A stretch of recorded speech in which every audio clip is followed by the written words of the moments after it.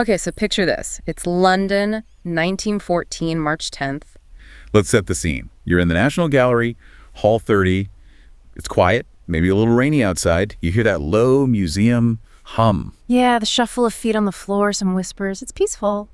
And then that piece is just shattered. Not by a scream. It's the sound of breaking glass and then this awful, heavy thudding sound. A whack and then another. There's a meat chopper, a small axe. And a woman, Mary Richardson, a suffragette, is just hacking into a painting. She slashes it 7 times right across the back of the woman on the canvas before guards finally pull her off. And this wasn't just some random act. When they hauled her into court and asked her why, her answer was, it was chilling. She didn't apologize at all. She just said, I had to destroy the picture of the most beautiful woman. That quote, it says so much. The painting was the Rokeby Venus by Diego Velázquez. And Richardson's reaction, that kind of violent rage, it tells you everything about this artist's power. Exactly. I mean, think about it. The painting was almost 300 years old, but to her, it wasn't just old paint. It felt alive. It was a rival. That's the core of what we're exploring today. Who was this man? Diego Velázquez. People call him the painter of truth. But realism just feels like too small a word for what he was doing. It really is. I mean, lots of artists can paint something that looks real. Velázquez did something else. He painted things in a way that felt almost uncomfortably true. So true that it could provoke madness centuries later. Welcome to the Nocturne Gallery. Today, we're going to figure out how he did it. And to do that, we have to start not in a palace, but in a kitchen. Seville, around 1599. Okay, so Velázquez is born in Seville, big, important city. He gets an apprenticeship with a man named Francisco Pacheco. And this Pacheco guy, he sounds intense. Intense is one word for it. He wasn't just a teacher. He was an official censor for the Spanish Inquisition. A censor? So his job was to make sure art was what religiously correct. Exactly. He literally wrote the rule book on how to paint saints. Everything had to be idealized, perfect, holy, no room for, reality. Which is what makes it so amazing that his best student, young Diego, immediately does the complete opposite. He totally goes rogue. While everyone else is painting angels, Velázquez starts painting kitchen scenes, a genre called bodegones. Bodegones. Yeah. From bodega, like a tavern or a pantry.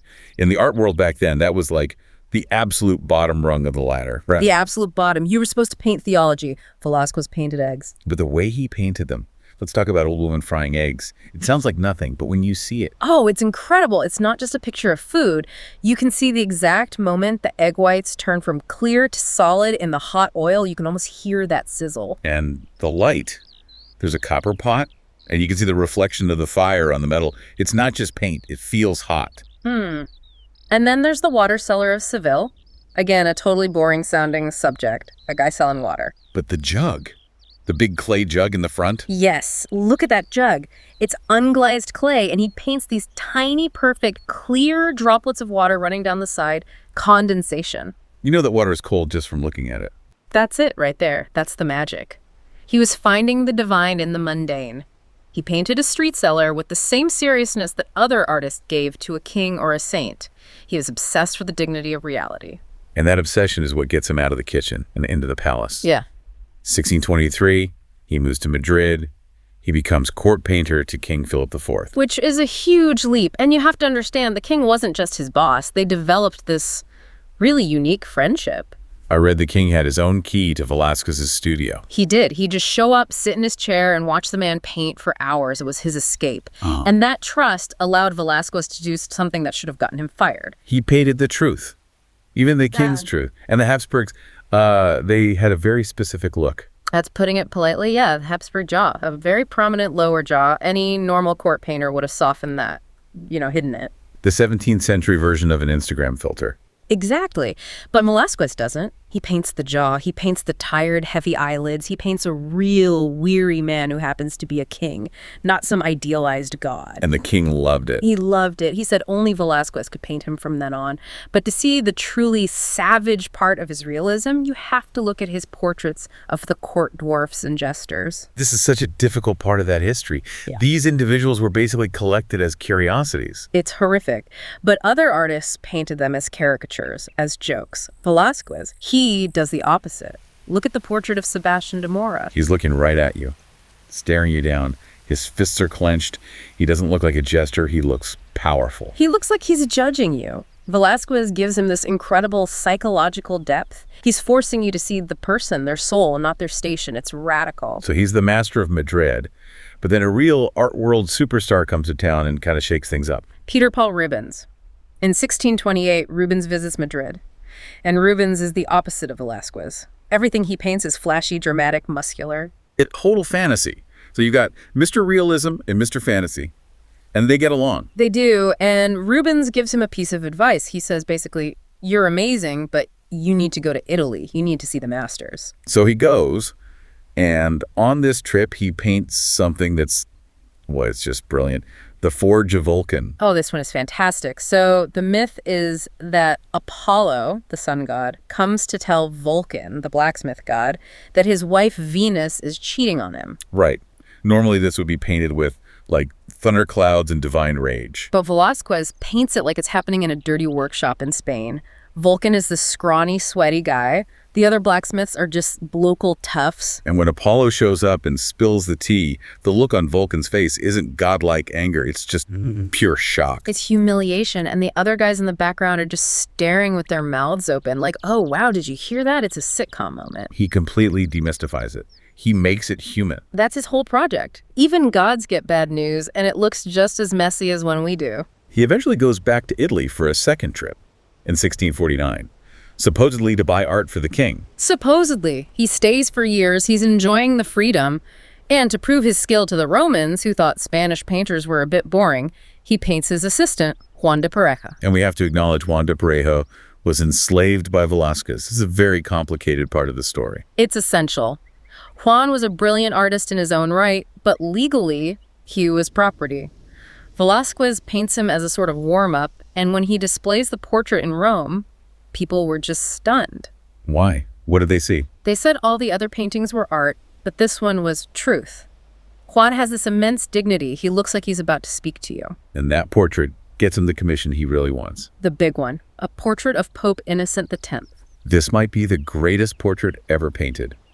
He doesn't look holy. He looks like a CEO. He looks dangerous. And Velázquez captures it all. The painting is an explosion of red, but it's the Pope's eyes. He's looking at you from the side. He's sizing you up. He looks dangerous. So what did the Pope himself think?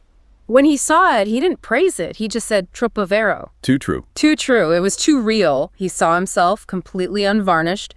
Velázquez didn't paint a pope. He painted that specific scary man. Too true could be the motto for his whole career. Which brings us back to the painting that started it all, the Rokeby Venus. Right. And you have to remember why this painting was so dangerous. In Inquisition Spain, painting a nude was basically forbidden, a mortal sin. So how on earth does the king's painter get away with it? Only because the king had a secret private room for his more controversial pieces. But even then, it was a massive risk. It's the only nude by Velázquez that survived. And it's so different. Other nudes from that era, the woman is kind of presented to the viewer, but Venus has her back to us. That's the key. She's turning away, but Cupid is holding a mirror, and in the mirror, you see her face. But it's blurry. It's not a clear reflection. Yeah, and that's the genius of it. It creates this ambiguity. Is she looking at herself, or is she looking through the mirror at us watching her? It makes the viewer a participant, a voyeur, almost. It's so intimate. And there's a theory about who the model was, right? A very strong one. Flaminia Trivio, a painter Velázquez met in Rome. He had a mistress, an illegitimate son. This wasn't just some abstract goddess. It was likely a real woman he loved and had to leave behind. That just adds this whole other layer of sadness to it. You can see why it felt so alive to someone like Mary Richardson. It breeds. Okay, so we have to end with his final, ultimate masterpiece, the painting that's basically a philosophical statement, Les Meninas. The Maids of Honor, 1656. This is the Mount Everest of painting. Walk us through it because it's a real brain teaser. Okay, so you're looking into a huge room in the palace. In the middle, there's the little princess, Infanta Margarita with her maids. On the left, there's Velázquez himself, painting on a giant canvas. And he's looking out of the painting. Yeah. Straight at us. That's the question. Who is he painting on that big canvas?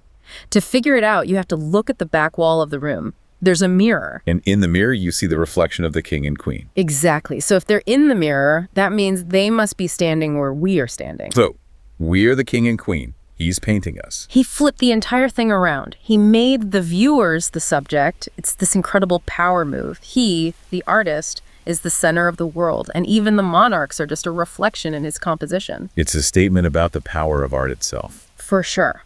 And look closely at his chest in the painting. He's wearing the Red Cross of the Order of Santiago, the highest knighthood.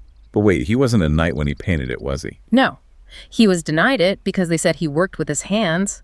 He only got the honor years later, just before he died. So the cross. The legend is that after Velázquez died, the king himself, who was heartbroken, took a brush and personally painted that red cross onto his friend's chest in the painting.